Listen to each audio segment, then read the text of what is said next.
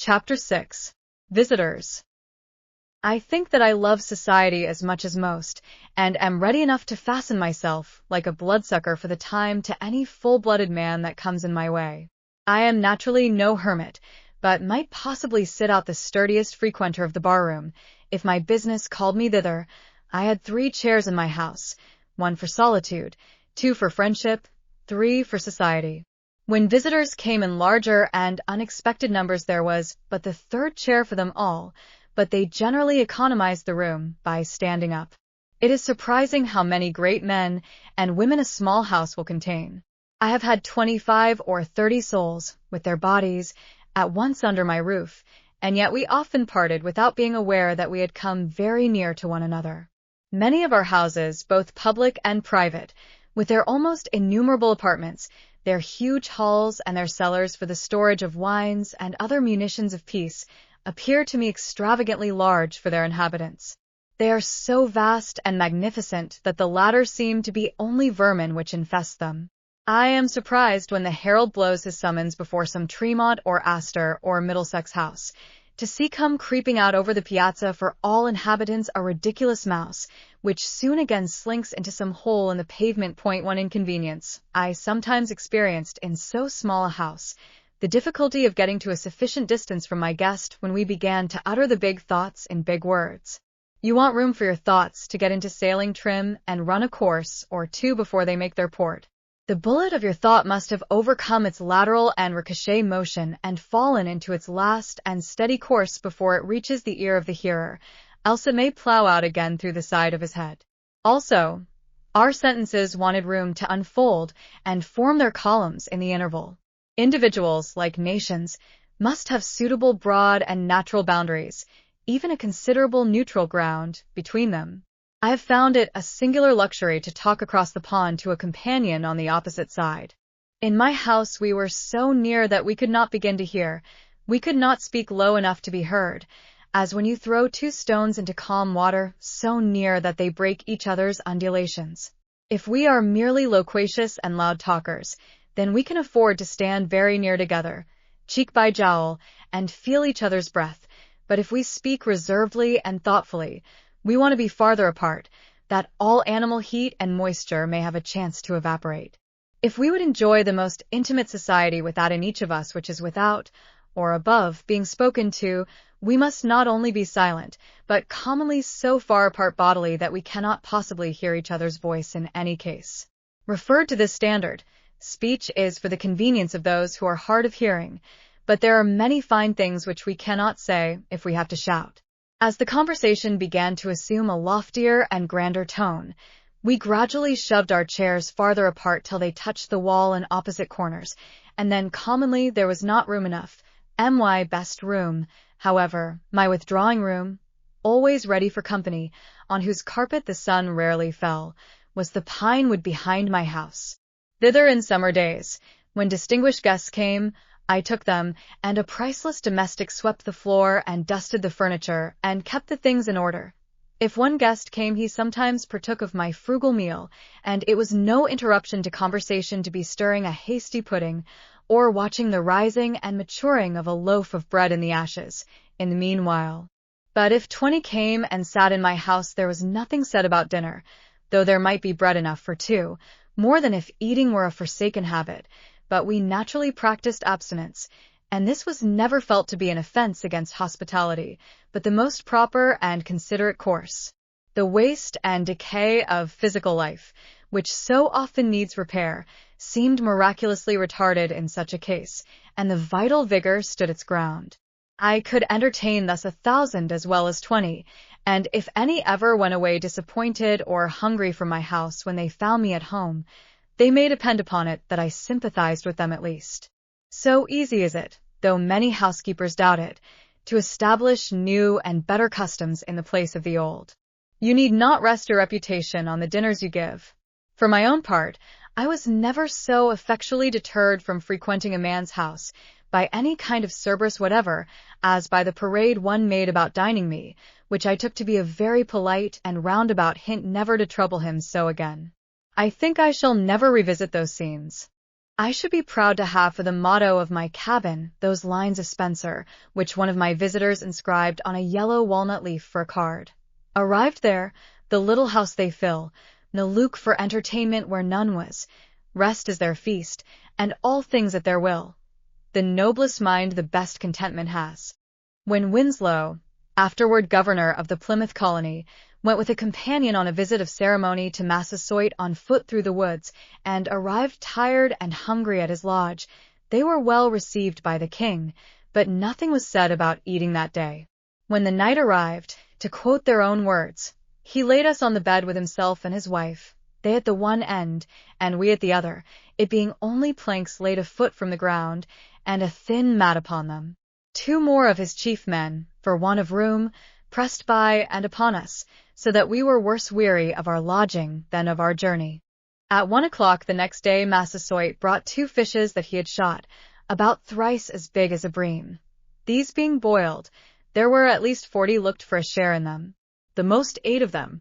This meal only we had in 2 nights and a day, and had not one of us bought a partridge, we had taken our journey fasting. Fearing that they would be light-headed for want of food and also sleep, owing to the savages' barbarous singing, for they used to sing themselves asleep, and that they might get home while they had strength to travel, they departed. As for lodging, it is true they were but poorly entertained, though what they found an inconvenience was no doubt intended for an honor, but as far as eating was concerned, I do not see how the Indians could have done better. They had nothing to eat themselves, and they were wiser than to think that apologies could supply the place of food to their guests, so they drew their belts tighter and said nothing about it. Another time when Winslow visited them, it being a season of plenty with them, there was no deficiency in this respect. As for men, they will hardly fail one anywhere. I had more visitors while I lived in the woods than at any other period in my life. I mean that I had some. I met several there under more favorable circumstances than I could anywhere else. But fewer came to see me on trivial business. In this respect, my company was winnowed by my mere distance from town. I had withdrawn so far within the great ocean of solitude, into which the rivers of society empty, that for the most part, so far as my needs were concerned, only the finest sediment was deposited around me. Beside, there were wafted to me evidences of unexplored and uncultivated continents on the other side. Who should come to my lodge this morning but a true Homeric or Paphlagonian man? He had so suitable and poetic a name that I am sorry I cannot print it here. A Canadian, a woodchopper and postmaker, who can hole 50 posts in a day, who made his last supper on a woodchuck which his dog caught. He, too, has heard of Homer, and, if it were not for books, would not know what to do rainy days, though perhaps he has not read one wholly through for many rainy seasons. Some priest who could pronounce the Greek itself taught him to read his verse in the Testament in his native parish far away, and now I must translate to him, while he holds the book, Achilles' reproof to Patroclus for his sad countenance. Why are you in tears, Patroclus, like a young girl? Or have you alone heard some news from Phthia? They say that Menoetius lives yet, son of Actor, and Peleus lives, son of Aeacus, among the Myrmidons, either of whom having died, we should greatly grieve. He says, that's good. He has a great bundle of white oak bark under his arm for a sick man, gathered this Sunday morning. I suppose there's no harm in going after such a thing today, says he. To him Homer was a great writer, though what his writing was about, he did not know. A more simple and natural man it would be hard to find. Vice and disease, which cast such a somber moral hue over the world, seemed to have hardly any existence for him.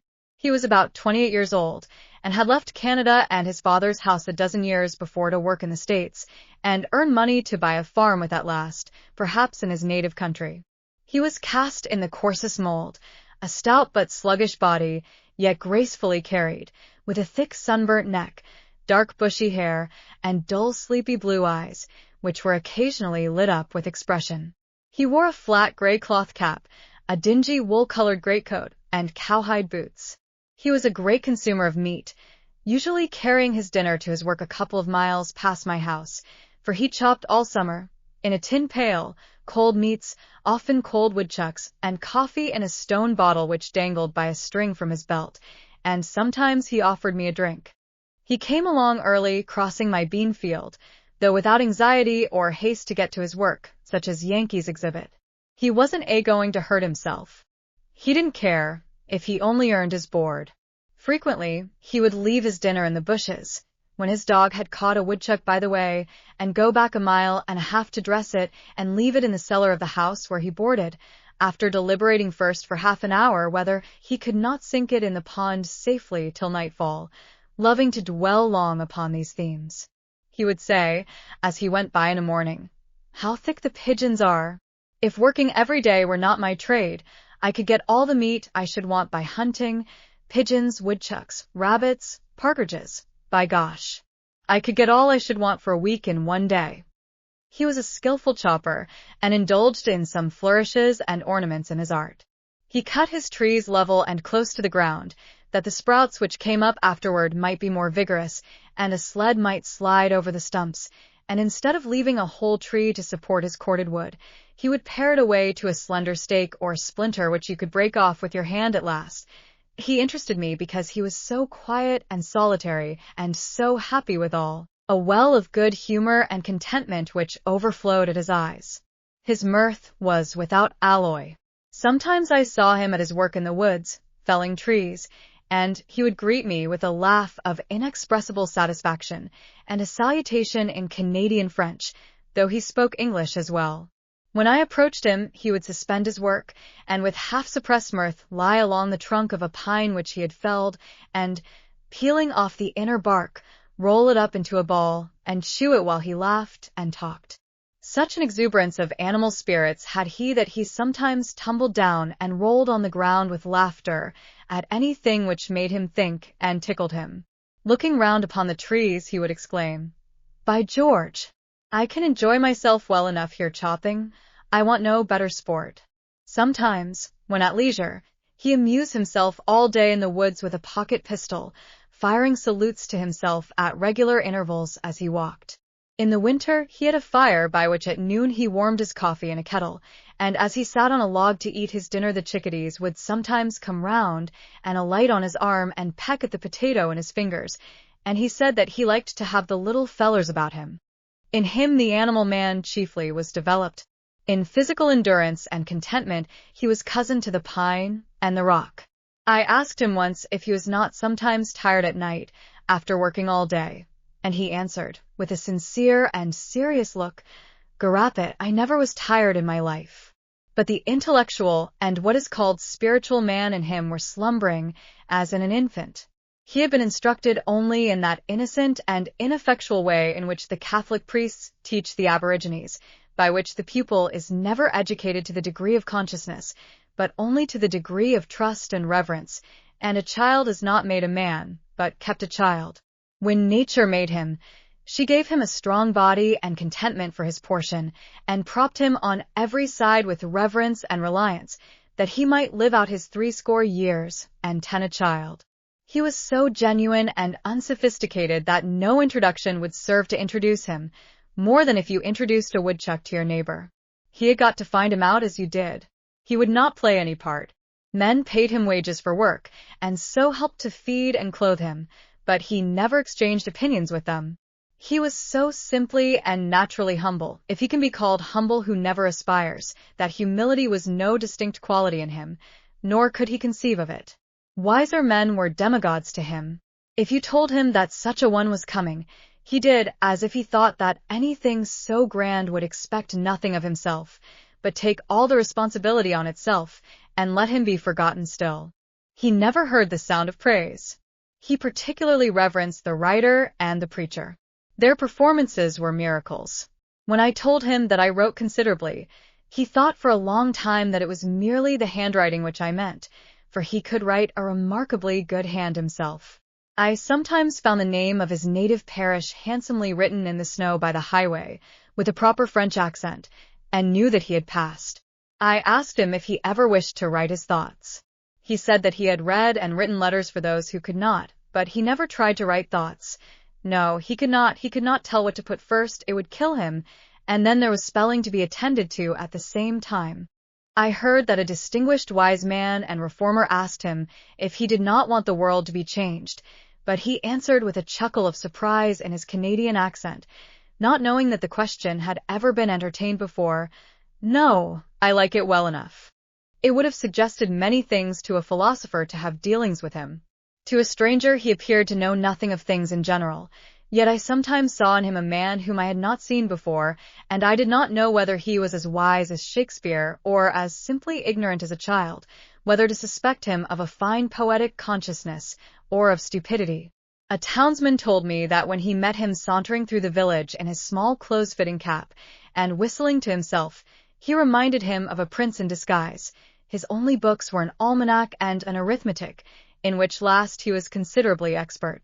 The former was a sort of cyclopedia to him, which he supposed to contain an abstract of human knowledge, as indeed it does to a considerable extent. I loved to sound him on the various reforms of the day, and he never failed to look at them in the most simple and practical light. He had never heard of such things before. Could he do without factories? I asked. He had worn the homemade Vermont gray, he said, and that was good. Could he dispense with tea and coffee?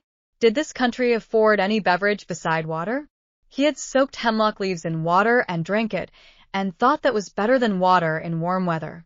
When I asked him if he could do without money, he showed the convenience of money in such a way as to suggest and coincide with the most philosophical accounts of the origin of this institution and the very derivation of the word pecunia. If an ox were his property, and he wished to get needles and thread at the store, he thought it would be inconvenient and impossible soon to go on mortgaging some portion of the creature each time to that amount.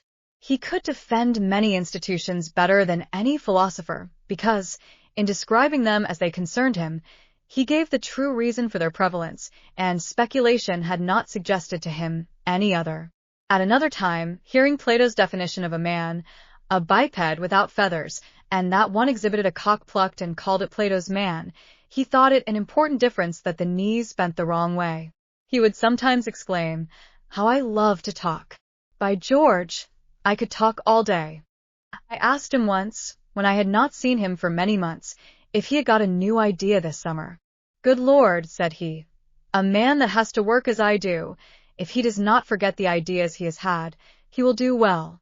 Maybe the man you hoe with is inclined to race.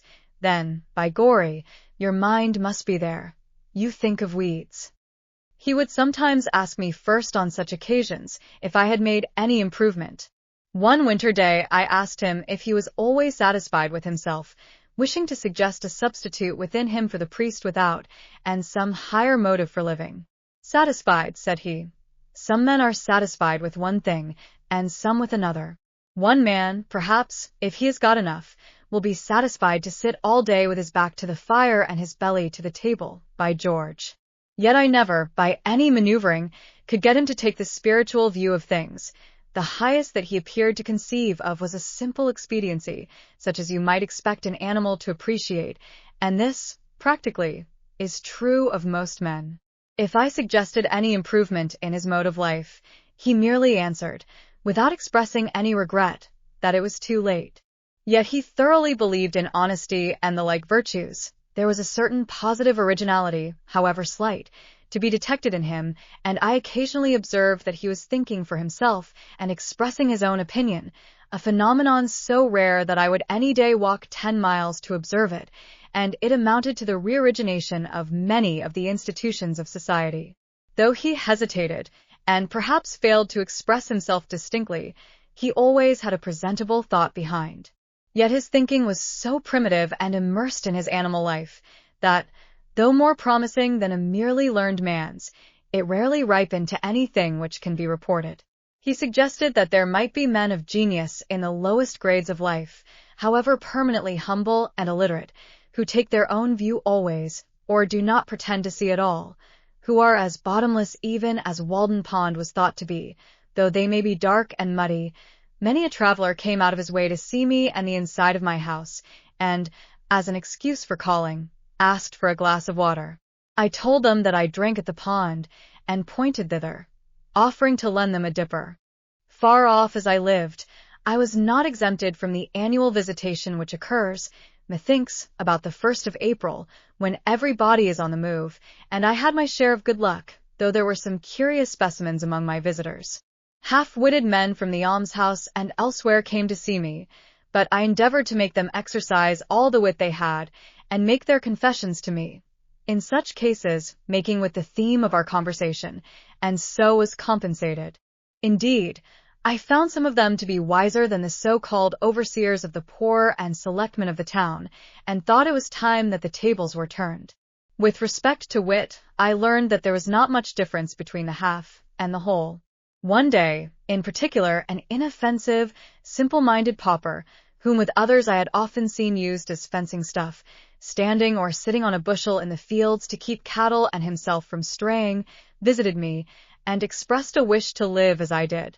He told me, with the utmost simplicity and truth, quite superior, or rather inferior, to anything that is called humility, that he was deficient in intellect. These were his words. The Lord had made him so, yet he supposed the Lord cared as much for him as for another. I have always been so, said he. From my childhood I never had much mind. I was not like other children. I am weak in the head. It was the Lord's will, I suppose. And there he was to prove the truth of his words. He was a metaphysical puzzle to me. I have rarely met a fellow man on such promising ground. It was so simple and sincere, and so true all that he said.